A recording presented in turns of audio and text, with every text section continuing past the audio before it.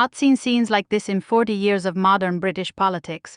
Former MI6 chief Sir Richard Dearlove took the unprecedented step of delivering explosive testimony to an emergency parliamentary session that has left Westminster in a state of total institutional paralysis. What he revealed about Keir Starmer's personal and undisclosed connections to the Trilateral Commission, the most powerful and secretive globalist organization on earth, has triggered a constitutional emergency so severe that 3 senior government law officers have already privately advised the Cabinet Secretary that the Prime Minister's legal position may be untenable before the end of this week. The session was not supposed to happen. It was called at 7:14 this morning under emergency parliamentary procedure after 3 separate select committee chairs filed a joint application citing matters of urgent national importance. By the time the chamber filled at 10 a.m., there were members standing in the aisles, journalists crammed into every press gallery seat, and a silence in that ancient chamber so complete that observers in the public gallery reported being able to hear the heating system in the walls. Sir Richard Dearlove entered at 10:09 and sat down without preamble. He placed a single document wallet on the table in front of him, adjusted his reading glasses, looked up at the chamber and said words that would be quoted in British political history books for the next century. What I am about to present to this committee represents the most serious conflict of interest ever concealed from the British electorate by a sitting Prime Minister. Mr. Starmer is not simply affiliated with the Trilateral Commission, he has been an active participant in its private intelligence sharing forums since 2014, and the policies of this government on China, on digital infrastructure, on national sovereignty are not the product of democratic deliberation, they are the product of those rooms. The chamber did not erupt immediately, it went completely still first. That stillness lasted approximately 6 seconds, then it erupted. The Speaker called for order 11 times in the following 4 minutes. Opposition members were on their feet. Government backbenchers sat frozen, some staring at their phones, some staring at the ceiling, some simply staring at nothing. 3 junior ministers seated on the government benches were observed typing rapidly, presumably to their advisors, before one of them stood abruptly and left the chamber altogether without being called and without explanation. Because to understand why those words detonated the way they did, you need to understand what the Trilateral Commission actually is. Founded in 1973 by David Rockefeller and Zbigniew Brzezinski, the Commission brings together approximately 400 of the most powerful individuals on earth: senior politicians, central bank governors, intelligence community veterans, technology executives, and media proprietors, from North America, Europe, and the Asia-Pacific region. It meets in private, it publishes no minutes, its membership lists are not officially disclosed. Its stated purpose is to foster closer cooperation between the world's democratic industrialized nations. Its actual function, according to decades of documented analysis by political scientists, former members, and investigative journalists, is to coordinate elite consensus on global governance, trade architecture, monetary policy, and geopolitical strategy, outside the structures of any elected government and beyond the reach of any democratic accountability mechanism. Its alumni include former American presidents, European heads of government, NATO secretary-generals, Federal Reserve chairs, World Bank presidents, and the chief executives of companies whose combined market capitalization exceeds the GDP of most nations on Earth. When the Trilateral Commission reaches consensus on something, governments tend to follow, not because anyone issues orders, because the people in those rooms are the governments. And Sir Richard Dearlove told Parliament this morning that Keir Starmer has been in those rooms since 2014, before he became leader of the Labour Party, before he became Prime Minister. During the years he was Director of Public Prosecutions, during the years he was shaping Britain's approach to cybercrime, data law, and international legal cooperation. In rooms where decisions were being made about digital infrastructure, data governance, and intelligence sharing frameworks that would later, according to the documents Dearlove presented, form the architectural basis for Operation Jade Mirror. The specific allegation that reduced the chamber to silence was this. Dearlove presented a memorandum dated the 9th of November 2019, 3 weeks after Starmer announced his candidacy for the Labour leadership, showing his attendance at a closed Trilateral Commission working group session in Brussels titled Digital Sovereignty and Intelligence Cooperation in the Post-Liberal Order. The session was attended by representatives of 3 Chinese state-linked technology entities, 2 American intelligence community contractors, and 4 European data infrastructure executives. Its conclusions, summarized in a document Dearlove held up for the cameras, recommended the establishment of coordinated data sharing frameworks between participating nations that would, quote, supersede existing national legislative constraints in the interests of aligned geopolitical objectives. Starmer attended that session. He signed the attendance register. His name is on the conclusions document as a participant. He then ran for Prime Minister of the United Kingdom, won, and implemented policies that civil servants in 3 departments have now confirmed align structurally with those Brussels conclusions, without ever disclosing to Parliament, to his party, or to the British electorate that he had participated in the forum that produced them. That is the allegation. And Sir Richard Dearlove, who ran the Secret Intelligence Service, who has spent 50 years in the world of verified intelligence, presented it to Parliament this morning on the record, under oath with documents. The government's response came 47 minutes after Dearlove concluded his testimony. A Downing Street spokesperson issued a statement describing the former MI6 chief's claims as completely without foundation, politically motivated, and a reckless misrepresentation of entirely lawful engagement with international policy forums by a then private citizen. The statement was notable for three things it did not contain. It did not deny Starmer's attendance at the November 2019 Brussels session. It did not deny his Trilateral Commission participation. And it did not explain why none of this was disclosed when he stood for the Labour leadership or when he entered Downing Street. By the time that statement landed, it was already irrelevant, because Parliament had seen the documents, and Parliament was not finished. What happened next in that chamber over the following 90 minutes represents a breakdown of governmental authority so complete that constitutional scholars watching the live feed were contacting each other in real time trying to identify a historical parallel and failing to find one. Conservative MP Sir Ian Duncan Smith rose and demanded that the Prime Minister appear before the House within the hour to answer questions personally and under parliamentary privilege. The Speaker ruled that the demand, while procedurally irregular, reflected the evident gravity of the situation and indicated he would look favorably on an urgent question application. 22 such applications were submitted within the following 12 minutes. By parliamentary convention, when the volume of urgent question requests reaches that level simultaneously, the Speaker has discretion to compel ministerial attendance. He exercised that discretion at 11:47 a.m. Keir Starmer did not appear. The minister sent in his place was the Paymaster General, a relatively junior figure whose presence in that chamber in that moment was read by every experienced parliamentary observer as a signal of catastrophic institutional disarray. She read a prepared statement. She was asked whether she personally vouched for its accuracy. She paused, a pause that lasted long enough to be career-defining, and said she was reading the statement as provided. She was then asked whether the Prime Minister had authorized the statement personally. She said she could not confirm the specifics of internal processes. She was then asked a single direct question by the Father of the House, the longest-serving MP in the chamber, a man who has sat through Profumo, through Westland, through Iraq, through expenses, who has seen every parliamentary crisis of the past 5 decades. He rose slowly and asked one question. Has the Prime Minister seen this statement? She could not answer. The chamber fell completely silent for the second time that morning. Outside Parliament, the public reaction had already moved well beyond political commentary into something rawer and more fundamental. The hashtag Trilateral Starmer reached the top of trending lists across the United Kingdom within 38 minutes of Dearlove beginning his testimony. By noon it had been used 14 million times. Footage of Dearlove's opening statement, the precise moment he said the words "the policies of this government are the product of those rooms," had been viewed 41 million times across platforms. Not shared, viewed 41 million individual views in under 3 hours. Outside the Palace of Westminster, a crowd that began with perhaps 200 people had grown to thousands by mid-morning. They were not organized by any political party. They had not been bussed in by any campaign group. They came because they watched a video on their phone while eating breakfast and put their coat on. Among them was Colin Ashworth, a 67-year-old retired electrician from Wolverhampton who had voted Labour in every election since 1979. Standing in the October cold with a piece of cardboard that read, "Whose government is this?" he told a journalist, "I always knew there were people in rooms making decisions. I never thought my Prime Minister was one of them and didn't tell me." That's not politics, that's something else entirely. Beside him stood Yvonne Fredericks, a 59-year-old former NHS administrator from Nottingham. She had driven 2.5 hours that morning after watching the parliamentary broadcast live on her laptop. "I don't care about left or right anymore," she said. "I care about whether the man running my country is running it for me or for people I've never heard of in rooms I'll never see. That's the only question now." Raymond Osei, a 72-year-old retired headteacher from Bristol, had come alone on the train. He stood quietly at the edge of the crowd. When asked why he was there, he said simply, "Because my students are going to inherit whatever we leave them, and I want to be able to say I stood outside when it mattered. These are not radicals, these are not extremists. These are the people who ran schools and wired buildings and administered hospitals and voted faithfully for decades in the belief that their votes connected to their government." What Dearlove said this morning told them something they had perhaps suspected, but never had confirmed by a man who ran the secret intelligence service, that the connection they believed in was not the whole story.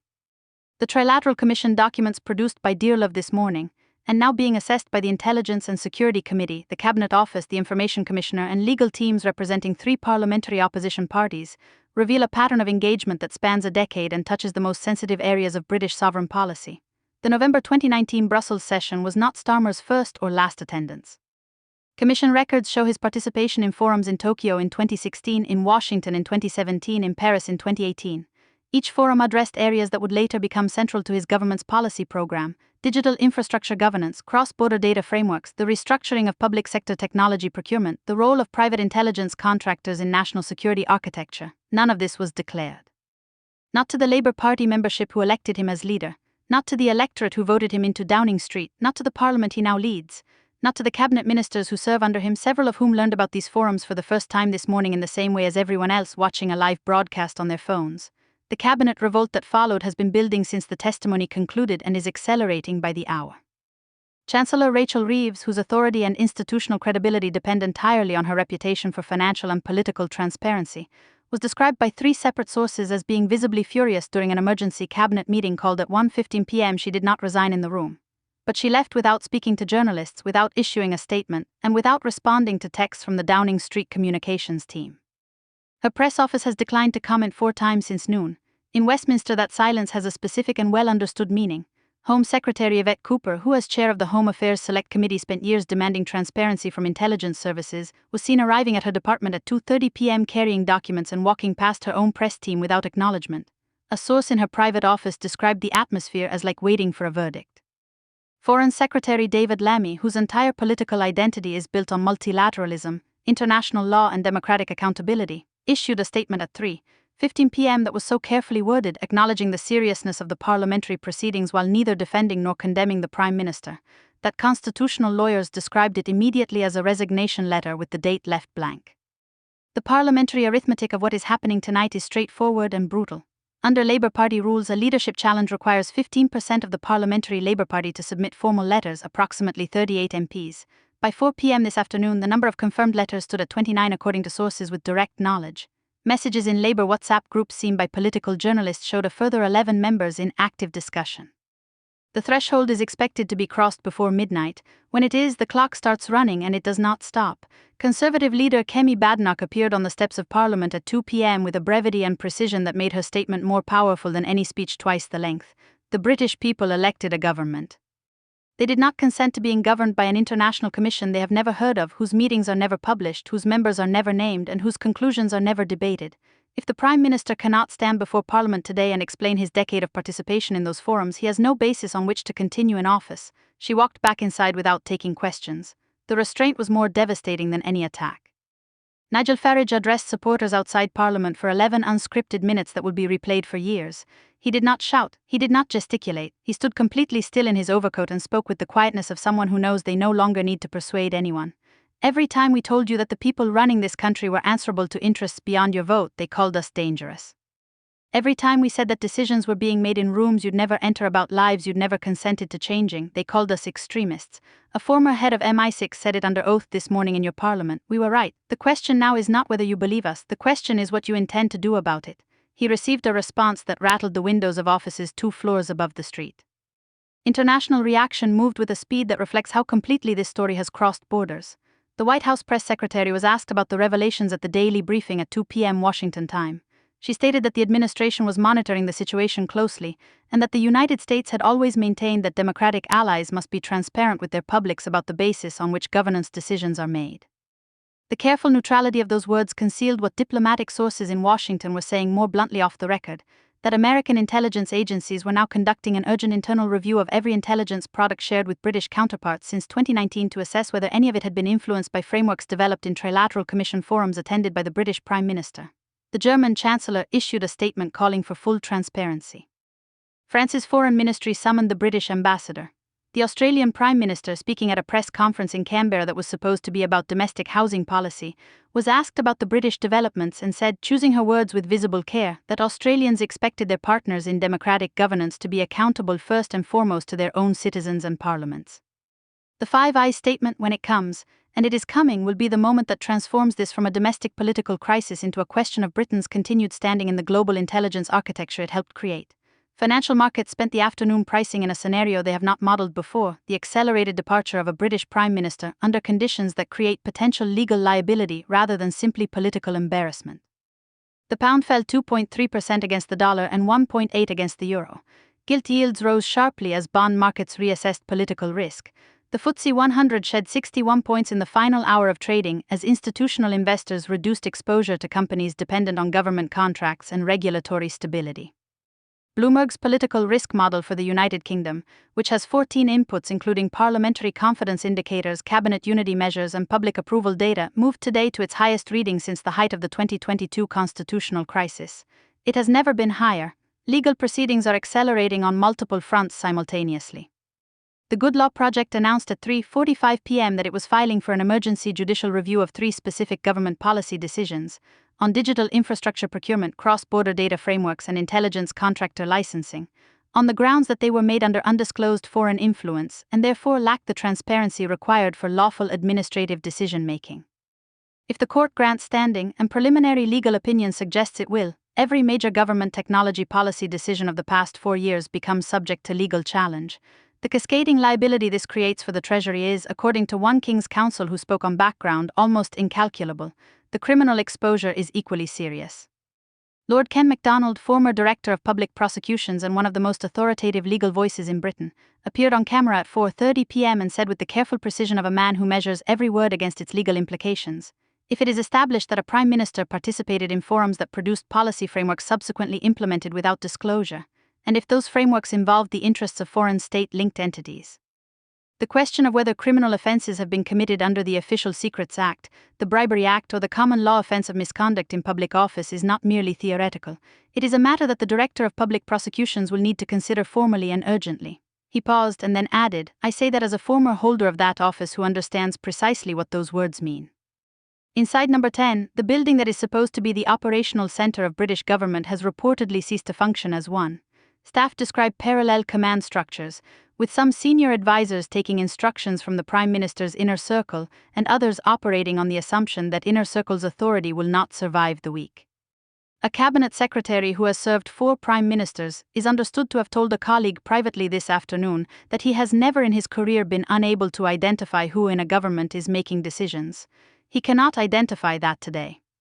The machinery of British government is running on institutional memory and procedural inertia, while the political authority that is supposed to direct it has effectively suspended itself behind a closed door on the first floor of a Georgian townhouse on a street called Downing. The Prime Minister has still not spoken. 4 hours and 23 minutes since Sir Richard Dearlove began his testimony. No statement, no appearance, no response to the Father of the House's question. No answer to the 22 urgent question applications. No word to the journalists camped permanently outside the black door, no post, no broadcast clip, no pool camera spray, nothing. In British politics, silence of this duration and completeness in a crisis of this magnitude has one historical precedent. It is what happens in the hours before a resignation letter is drafted, because the questions that silence is refusing to answer are not going away. They are the questions that define whether democratic government in Britain means what it has always been taught to mean. Did the Prime Minister participate for a decade in forums that shaped the policies of his government without telling the people who elected him? Did those forums include participants with interests directly opposed to British sovereignty and British citizens' rights? Were the decisions made in those rooms implemented through the machinery of the British state without the knowledge of Parliament? And if the answer to those questions is yes, even partially yes, then on whose authority has this government been governing? Sir Richard Dearlove sat in Parliament this morning and said the authority came from those rooms, not from the ballot box, not from the manifesto, not from the debates and the campaigns and the votes and the trust that 33 million British people placed in the democratic process last July. From rooms. Somewhere in Westminster tonight, 41 million people have watched the moment he said it. Thousands are standing outside the building where it was said. 29 letters are sitting in a party chair's office waiting for 10 more.